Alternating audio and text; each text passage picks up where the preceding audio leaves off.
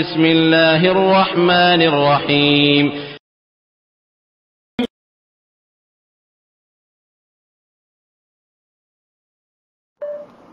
আসসালামু আলাইকুম রহমতুল্লাহ বারাকাতু।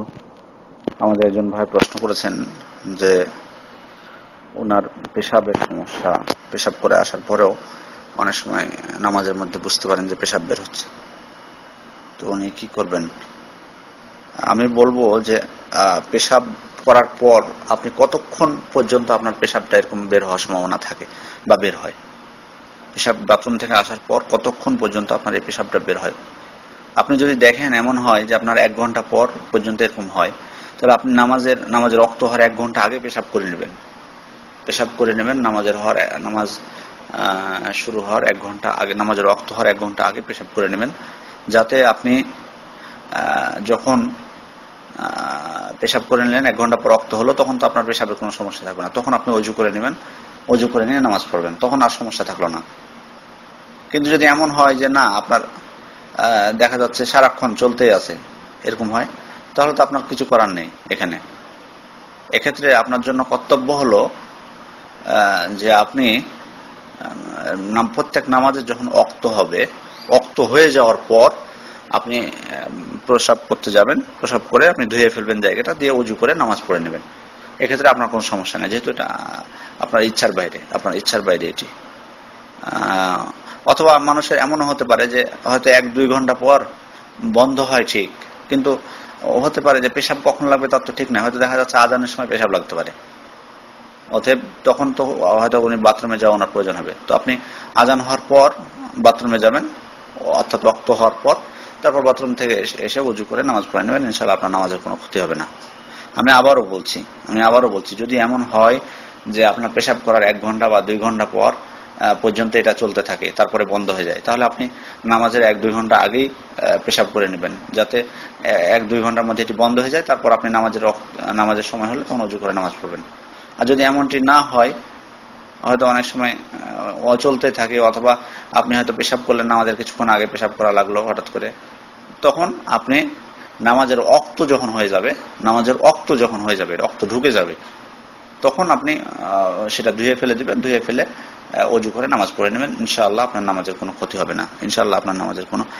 হবে না। কারণ এটি হচ্ছে ইস্তিহাদার মতো। ফাতিমা বিনত আবি হুবাইশ রাসূল সাল্লাল্লাহু আলাইহি ওয়াসাল্লামের কাছে এসে বললেন যে আল্লাহ রাসূল, ইন্নী উস্তাহাদু ফালা আতহার আফা আদাউস সালাহ, আমার ইস্তিহাদা হয়, আমি পবিত্র হতে পারি না, তো আমি কি সালাত ছেড়ে দেব? ইস্তিহাদা হলো যেটা মহিলাদের মাসিক যে ঋতুস্রাব হয়, ঋতুস্রাব বন্ধ হওয়ার পরেও রক্ত বের হতেই থাকে, এটাকে বলা হয় ইস্তিহাদা, এটা একটু অসুখ। তো আল্লাহ রাসূলকে জিজ্ঞেস করলেন, তখন আল্লাহ রাসূল বললেন যে না, তোমার যতদিন ঋতুস্রাব হওয়ার যে ডেট, তোমার যে কয়দিন হয়, সে কয়দিন শুধু সালাত ছেড়ে দাও, তারপরে তুমি যখন নামাজের প্রত্যেক ওয়াক্ত হবে, তখন ওয়াক্ত হলে তুমি তোমার গুপ্তাঙ্গরা পরিষ্কার করে উজু করে নামাজ পড়ে নাও। সুতরাং ওটি যেমন একটি অসুখ, তেমনি আপনার এই পেশাবও একই হুকুম। বিদ্যানগণ বলছেন যে ইস্তিহাওয়া এবং এই পেশাবের যে সমস্যা, এটি একই জিনিস। অতএব ওটার ক্ষেত্রে যেমন একই হুকুম যে প্রত্যেক নামাজের সময় ওটা ধুয়ে ফেলে দিয়ে উজু করে নামাজ পড়ে নিতে হবে ও নামাজের রক্ত হওয়ার পর, তেমনি এটিরও একই হুকুম। অতএব আপনি এই বিষয়ে খেয়াল রাখবেন। আর আপনি আরেকটি প্রশ্ন করেছেন যে আপনার 35 বছর হয়ে গেছে, আপনার বাবা মা বিয়ে দিচ্ছে না।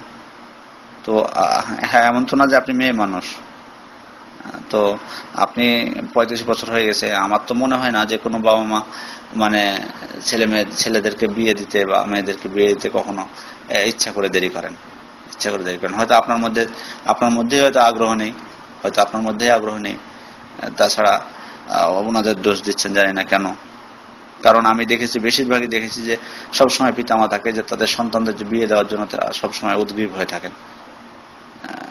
কিন্তু কারা বাদ দিয়ে, হ্যাঁ, দেখা যায় কিছু কিছু ফ্যামিলিতে তারা ছেলেদের বিয়ে দিতে চান না, একটা কারণে যে বিয়ে দিলে তার কাছ থেকে টাকা পাওয়া যাবে না, সে বিদেশে আছে, টাকা দিচ্ছে বাবা মাকে নিয়মিত, তো যদি ধারণা করছেন যে যদি তার বিয়ে দেওয়া হয় তখন তোর বউকে টাকা দিবে, তখন আমাদেরকে দিবে না, এই উদ্দেশ্যে অনেক বাবা মা সন্তানের বিয়ে দিতে চায় না। যদি এরকম হয়ে থাকে, আমি খারাপ ধারণা পোষণ করছি না, যদি এমনটি হয়ে থাকে কোনো কারণ, তাহলে আপনি আপনার নিজ উদ্যোগে বিয়ে করার চেষ্টা করুন। আমি বলছি না তাদেরকে অসন্তুষ্ট করে, তাদেরকে সন্তুষ্ট করার চেষ্টা করুন, তাদেরকে বুঝান যে আমাকে বিয়ে করা লাগবে, তারপর আপনি বিয়ে করে ফেলুন, কারণ পুরুষদের তো আর ওয়ালি সত্য না, পুরুষদের তো আর অভিভাবক সত্য না বিয়ের ক্ষেত্রে মহিলাদের মতো যে আপনার বিয়ে আটকে থাকবে। অতএব আপনি পিতামাতার সাথে সদাচরণ করুন, তাদেরকে বোঝানোর চেষ্টা করুন, তাদেরকে রাজি করান, ইনশাল্লাহ আপনি পারবেন, ইনশাল্লাহ পারবেন। আর দেরি করবেন না, বিয়ের ক্ষেত্রে দেরি না করাই ভালো, এটি আপনার জন্য মঙ্গলজনক। কারণ বিয়ের গুরুত্ব শরীয়তে অনেক। রাসূল সাল্লাল্লাহু আলাইহি ওয়াসাল্লাম বলছেন, ইয়া মা'শারাশ শাবাব মান ইসতাতা'a মিনকুমুল বাআতা ফালিয়াতাযাওয়াজ ফাইন্নাহু আগাদ্দু লিল বাসার ওয়া আহসানু লিল ফারজ। তোমাদের মধ্যে যে ব্যক্তি বিয়ের ক্ষমতা রাখো সে যেন বিয়ে করে নাও, তোমাদের মধ্যে যে ব্যক্তি বিয়ের ক্ষমতা রাখে সে যেন বিয়ে করে নেয়, কারণ এটি চক্ষুকে অবনত রাখে আর যৌনাঙ্গকে হেফাজত করে। ওমান লাম ইস্তাতি ফাআলাইহি বিসসাওম, যে ব্যক্তি পারবে না, বিয়ে করা সক্ষম না, সে যেন রোজা রাখে। ফাইন্নাহু লাহু বিজাউন, এটা তার যৌনাঙ্গকে হেফাজত করবে, বা তার যে কামনা, যৌন কামনা, সেটাকে কিছুটা নিবৃত করবে। তো যাই হোক, শরীয়তে বিয়ের গুরুত্ব অনেক। অতএব আমি আপনাকে বলবো যে আপনার বাবা মাকে বুঝান, ইনশাআল্লাহ তাদেরকে সন্তুষ্ট আপনি করতে পারবেন।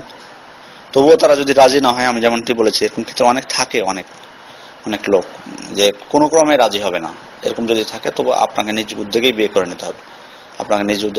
নিতে হবে, কারণ আপনি মেয়ে মানুষ না। আশা করি বিষয়টি বুঝতে পেরেছেন। আসসালামু আলাইকুম ওয়া রাহমাতুল্লাহি ওয়া বারাকাতুহু।